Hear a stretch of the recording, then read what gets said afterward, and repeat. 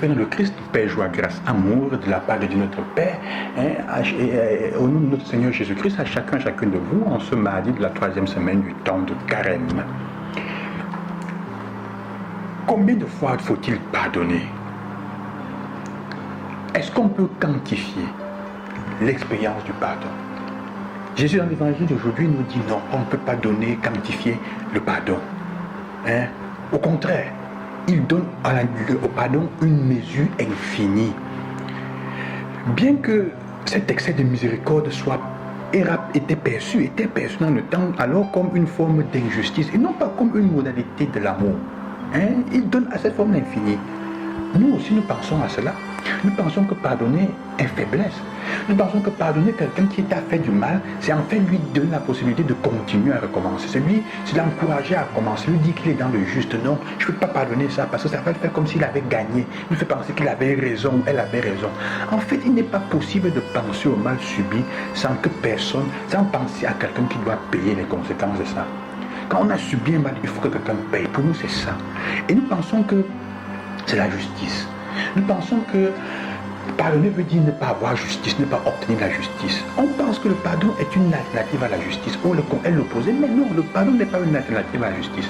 Le pardon est ce qui permet, qui est la condition qui donne la possibilité à la justice de ne pas devenir elle-même un mal. Ça veut dire la vengeance. Le pardon, c'est ce qui empêche à la justice de se transformer en mal, de se transformer en vengeance. On pardonne non pas parce que le mal qui a été fait n'a pas de conséquences, mais parce que ce mal-là, ou pour que ce mal-là ne continue pas à faire du mal en alimentant la haine, la rancœur et le ressentiment. Et chers frères, l'évangile aujourd'hui en effet nous propose ça, l'histoire de cet homme qui en fait doit un patron 60 millions de pièces d'argent, beaucoup. Le patron lui remet, et voyant qu'il est pauvre, qu'il faut vendre sa famille et ses enfants pour obtenir cet argent, ces prêts-là, il dit ok, je te remets tout, va. Il n'a pas remboursé. Le monsieur à peine sorti trouve quelqu'un qui lui doit 100 000 francs moins que ça. Il l'arrête au cou, il le fait aller en prison. Pourquoi est-ce qu'il n'est pas capable d'offrir à l'autre ce qu'il a reçu? Parce qu'en fait, il ne croit pas à ce que le patron a fait. Puisqu'il demande au patron, donne-moi du temps pour rembourser à moi et ma famille. Il ne croit pas en ce que le patron a dit, je te remets l'argent, ne me donne plus. Donc il se comporte avec les autres exactement comme il veut que le patron se comporte avec lui. Il ne veut pas être pardonné, il ne veut pas qu'on lui remette l'argent. Il veut être dans la position de celui qui rembourse. C'est pour ça qu'il arrête l'autre au cou, il agresse, donne-moi mon argent et il le met en prison. Et la parole de Dieu dit que c'est la même manière que le Seigneur vous traitera si vous n'offrez pas le pardon. Il va te traiter comme tu es en train de demander qu'il te traite. Le monsieur, au mieux, le monsieur va se sentir traité de cette façon. En fait, on se plaint au patron et il va être jeté en prison, lui et sa famille. Il n'a jamais cru au pardon. Tu ne peux pas donner ce à quoi tu ne crois pas. Tu ne peux pas offrir ce que tu ne crois pas. Donc, qui pardonne? Celui qui pardonne se libère de la morsure, si on peut dire, du mal intérieur qui continue à le faire souffrir. C'est se libérer intérieurement de ce qui te fait souffrir, de ce qui te tue. Enlever à l'autre le pouvoir sur toi. De cette façon, nous avons besoin de pardonner à l'infini parce que nous avons besoin d'être toujours infiniment libérés de ce qui nous ronge et nous détruit à l'intérieur jusqu'à nous enlever la paix, nous enlever la joie, nous enlever la sérénité. C'est ce que Dieu fait à chacune de nous. Il nous libère du mal qui nous fait encore du mal, qui nous fait plus de mal.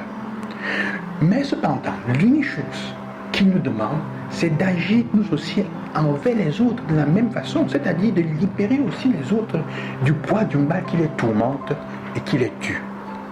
Il est beau de penser, chers frères, que Jésus ne nous demande pas de faire une chose simplement juste. Il ne demande pas de faire ce qui est juste et ça suffit. Non. Il nous demande au contraire de faire ce qui est juste parce que nous-mêmes nous en avons fait l'expérience en première position, en premier lieu. Il dit agis de façon juste. Offre le pardon parce que toi-même tu en as goûté. Si tu n'as pas goûté, tu ne peux pas l'offrir. Tu ne peux pas pardonner. Tu peux pardonner seulement parce que tu as été toi-même pardonné. Est-ce que tu as déjà fait l'expérience du pardon de Dieu?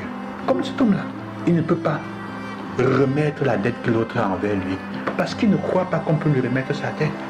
Nous ne croyons pas au pardon de Dieu. Nous ne croyons souvent pas au pardon de Dieu. C'est pour ça qu'il est difficile pour nous de laisser passer certaines choses. Tu ne te rends pas compte de combien ça t'a fait du bien. Parce que Dieu veut te libérer du mal que tu es en train de te faire. Quand tu ne pardonnes pas, tu détruis ta vie. Tu mets ta vie entre la main de quelqu'un d'autre, la main de quelqu'un d'autre qui va contrôler cette vie-là. Toute ta vie entre les mains de quelqu'un d'autre. Hein? Offrir le pardon aux autres, c'est te libérer en premier. Et s'il a la possibilité de se libérer, s'il veut accepter, il accepte. S'il ne veut pas accepter, ça le regarde. Mais toi, tu te libères du mal intérieur que tu souffres quand tu continues à ruminer ce que tu as à l'intérieur. Ça te descend.